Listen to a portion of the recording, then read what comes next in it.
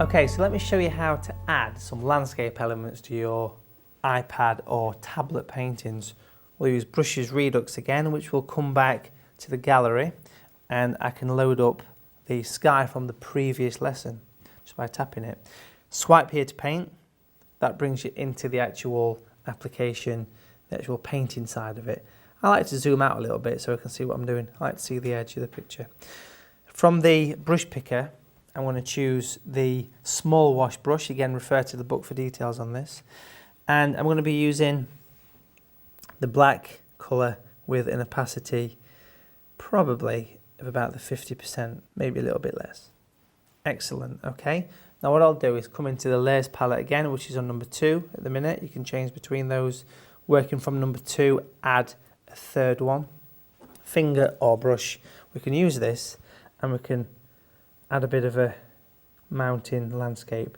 Now if possible, try and do this without letting go of the actual screen. Now the reason I say this, because if you let go of it, it'll, when you paint back again, it'll put a bit of a mark on. So you'll see the second brush stroke being laid over the top. But if you keep it pressed all the time, it gives you this lovely effect where you can actually get it smooth and you can see some of those colours coming through. Really works nice. So that's added a bit of a misty mountain to that. Now let's put a few trees across the bottom like a silhouette. So what we'll do is come back to the layers again, which is on number 3, just the mountains as you can see, by poking the eye. Click the plus, you have number 4. I'll change brushes. I'll go for the distant tree brush.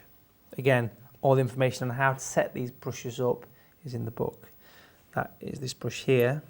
Using the same dark colour with a higher opacity, I would say around the sort of 75% on this slider. Again, that is like how much paint versus water. So that is lots of water, that's more paint if you're thinking of a watercolour system.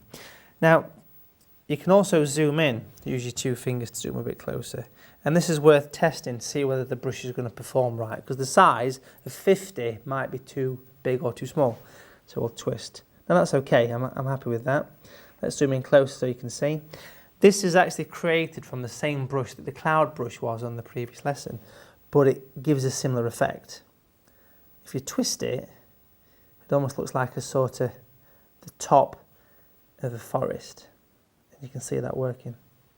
And it's just a case of working across with random swirls, twists, smaller ones, larger ones. Excellent. Now what you can do once you've done that is have a look back on it. You can see how simple but effective that is. You can reduce the brush size down to about 25-ish by using this slider in the centre. Again, on other apps it will be very similar. They're all very, very much of a crossover, these art applications, whether it's Android or Apple. We can also put a little bit of extra detail with that brush. Just put a few extra little spots on the tops, just tapping the stylus or your finger. The stylus makes it feel like actual painting. It's surprisingly similar, just a lot more addictive. Think about this, you can do this anywhere. You know, if you've got your tablet and your finger or your stylus, you can do it on the train, you know, while you're watching the TV. It's a really nice way of painting. This is giving a little bit more detail to those trees. If we zoom back on this, we can see we've created a wonderful, simple but really effective sunset with a mountain landscape.